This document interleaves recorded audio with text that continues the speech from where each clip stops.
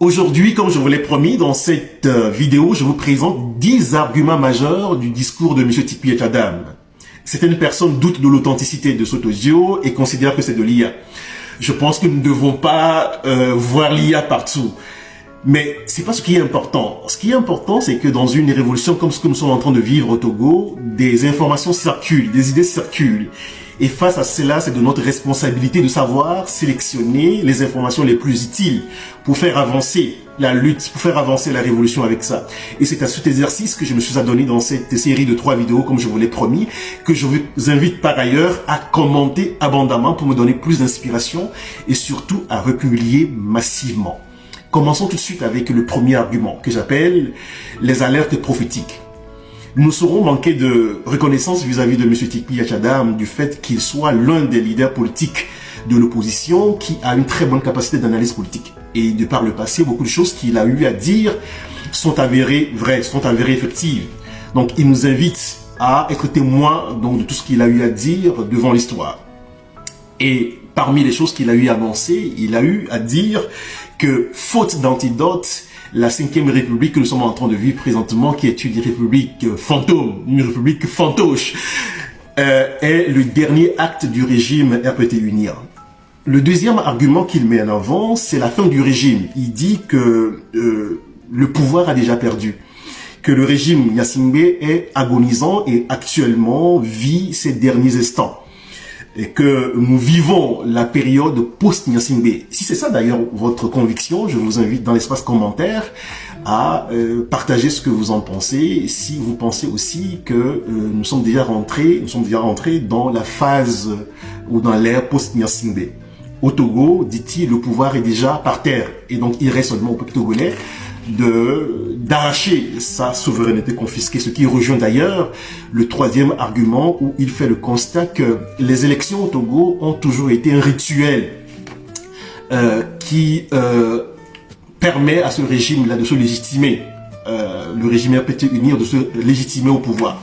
Et cette fois-ci, le fait que le peuple togolais ait boycotté massivement les élections municipales, les élections locales du 17 juillet dernier, cela a signé la fin donc de ce régime. Ça, c'est le troisième argument qu'on peut avancer. Le quatrième argument, c'est qu'il fait le constat qu'il a toujours eu à partager que les forces armées togolaises sont l'arme du tyran, pas une arme de libération. Et pour cela, nous ne devrons pas mettre toute notre énergie sur eux. Il dira de façon explicite, arrêtons donc de les interpeller, s'il vous plaît. Voilà, arrêtons de les interpeller, s'il vous plaît.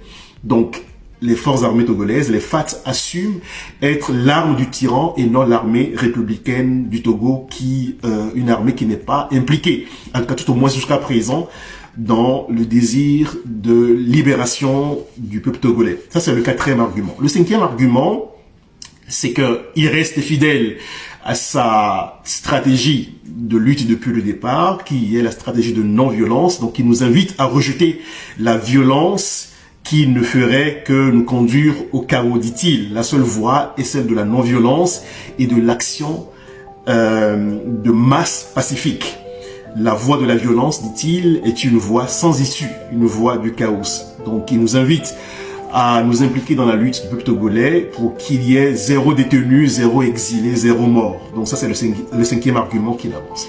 S'agissant du sixième argument, là, il nous appelle à la nécessité d'une mobilisation massive, la mobilisation massive du peuple togolais. Donc, l'idée qu'il avance ici, c'est que la chute du régime, de manière définitive, ne viendra que d'une marée humaine pacifique et capable de submerger le système. Donc, tout se joue autour de la rue, dit-il, pacifiquement. Soit on déserte la rue, ou soit on l'inonde totalement pour précipiter la fin définitive donc, de ce régime-là. Ça, c'est le sixième argument. Le septième argument, c'est le risque de recolonisation et de fausses alternances. Selon lui, il se trame présentement dans les officines de France-Afrique, certainement, l'idée de changer juste au fait la tête du régime et de donner l'illusion au peuple togolais que le régime a définitivement changé. Donc, il dit vraiment de faire attention à ça. C'est ce qu'il appelle un ravalement de surface qui serait une supercherie de plus. Donc, il ne faut pas tomber dans ce piège. Si le peuple togolais tombe dans ce piège, si le peuple togolais ne sort pas massivement pour arracher définitivement sa souveraineté. Et quand on arrivait à ce risque-là, à cette option-là, nous serons partis encore en captivité pour plusieurs décennies, plusieurs années, dit-il. Ça, c'est le septième argument. Le huitième argument, c'est une mise en garde face à ce qu'il appelle la réseau-socialisation de la lutte, plus précisément la TikTokisation de la lutte. Donc, il considère que les réseaux sociaux doivent rester un outil de mobilisation, un outil de communication, mais que la véritable lutte se joue sur le terrain, ce qu'il appelle le terrain réel. Donc, le danger qui nous guette, dit-il plus précisément, c'est la réseau-socialisation, particulièrement la TikTokisation de la lutte. Ça, c'est le huitième argument, n'est-ce pas? Le neuvième argument, c'est ce qu'on peut résumer dans, comment on va appeler ça? Il considère que les revendications du peuple togolais sont d'abord d'ordre politique avant d'être d'ordre social. La grogne actuelle au Togo est fondamentalement politique et non sociale. En d'autres manières, ceux qui pensent que ce dont le peuple togolais a besoin présentement, c'est de bien manger, c'est l'amélioration des conditions de vie, c'est l'accès aux services sociaux de base, etc., que c'est pas exactement ça. Hein, que la soif du peuple togolais actuellement, c'est de mettre fin définitivement à ce régime qui a opprimé, qui a confisqué donc l'avenir de plusieurs générations jusqu'à aujourd'hui. Enfin, terminons avec le dernier argument, le dixième argument, c'est un appel à l'unité et une attente d'un mot d'ordre clair. J'invite chaque Togolaise, chaque Togolais, dit-il, à se tenir prêt en attendant un mot d'ordre clair. En définitive, il s'agit d'un discours qui est long, dense, et qui suit quand même une logique. La logique, c'est que tout repose sur le diagnostic du régime, un appel à la reconquête de la souveraineté qui est confisquée depuis bien longtemps déjà, vous le savez, et à ne pas mettre aussi notre énergie sur l'armée, pensant que l'armée viendrait à notre secours. Il nous appelle à la non-violence, et également à considérer le terrain réel donc dans la lutte, et un appel à une mobilisation massive pour arracher définitivement notre souveraineté. Voilà ce que je peux vous dire dans cette première vidéo que je vous invite une fois encore à republier parce que c'est vous qui faites ma communauté. Dans la première vidéo portant sur l'analyse du discours de M. Tikpi Etchadam, j'ai relevé les 10 arguments clés de sa déclaration. Dans cette deuxième vidéo, je vais relever les 6 points, les 6 arguments sur lesquels je m'aligne parfaitement avec M. Tikpi Etchadam. Le premier argument, c'est que ce régime est déjà à terre.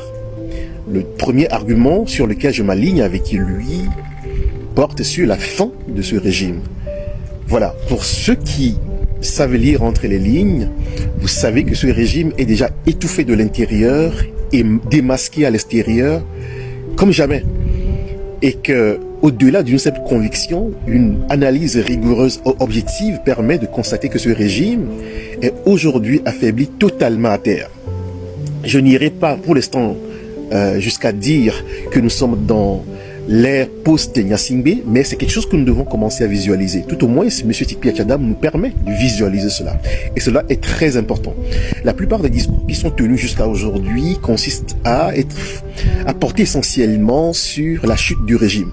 Or, quelque part, le régime est déjà en chute libre, disons ça comme ça. Mais nous devons commencer au fait à entrevoir l'après. Et ça, c'est un élément très important.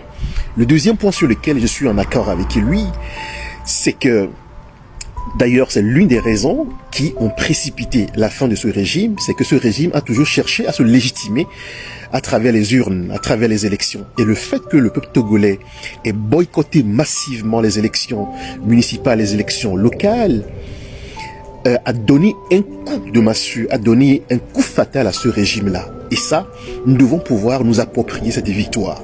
En voulant réprimer les manifestations du 27 juillet dernier, le régime s'est tiré lui-même une balle dans les pieds. Et ça, c'est vraiment très fatal pour ce régime-là. Ça, c'est le deuxième argument sur lequel je m'aligne avec M. Tikpi Etchadam. Il faut même d'ailleurs considérer que son parti avait une visée révolutionnaire. Et ça, nous devons vraiment le lui reconnaître.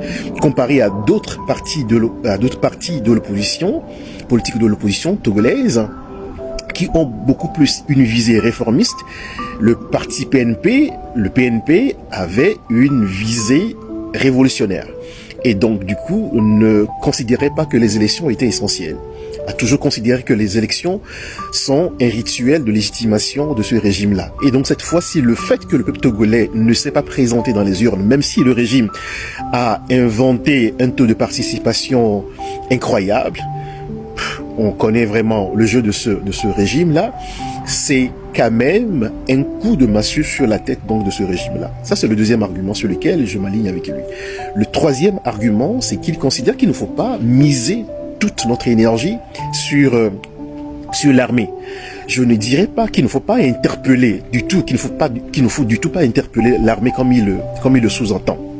Mais j'ai toujours dit que la réponse à cette solution, la réponse à ce problème, c'est pas tout le temps de dire mais il faut que l'armée prenne ses responsabilités pour que l'armée devienne entre guillemets républicaine humaine. On ne peut pas changer cette armée-là et la rendre républicaine aujourd'hui. Donc c'est vraiment très difficile. Donc les études sont très très avancées là-dessus. Dans de cas pareils, la solution c'est que les peuples togolais sortent massivement et qu'on envahisse les rues, qu'on envahisse cette armée-là, et cette armée se sentira impuissante devant les déluges humains qui vont se précipiter sur ce régime. Ça, c'est le troisième argument que je partage avec lui. Le quatrième argument qui me tient beaucoup à cœur, c'est le risque de recolonisation et de confiscation du pouvoir.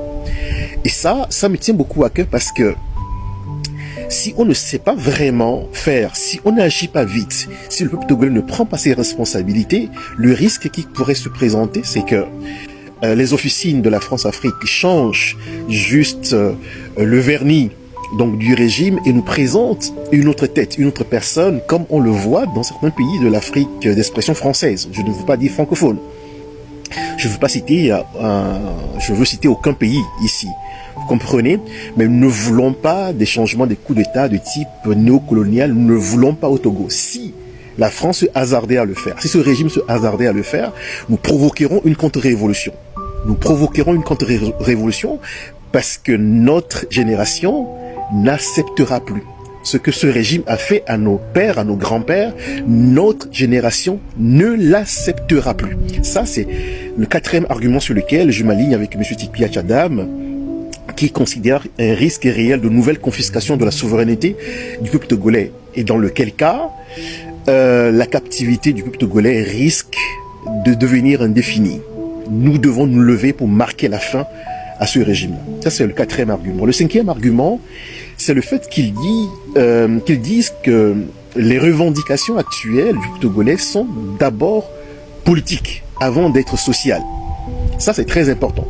Alors, les discours qui consistent à dire que il faut juste marcher pour améliorer les conditions de vie du Togolais ne répondent pas essentiellement et fondamentalement aux aspirations et aux revendications du peuple togolais. Donc, il faut considérer que la grogne qui se produit présentement dans notre pays, que ce soit à l'intérieur du pays et dans la diaspora, c'est que tout le monde demande la fin de ce régime-là. Et non un changement de décor, un changement de personne. C'est pas vraiment ce que nous cherchons. Et le dernier argument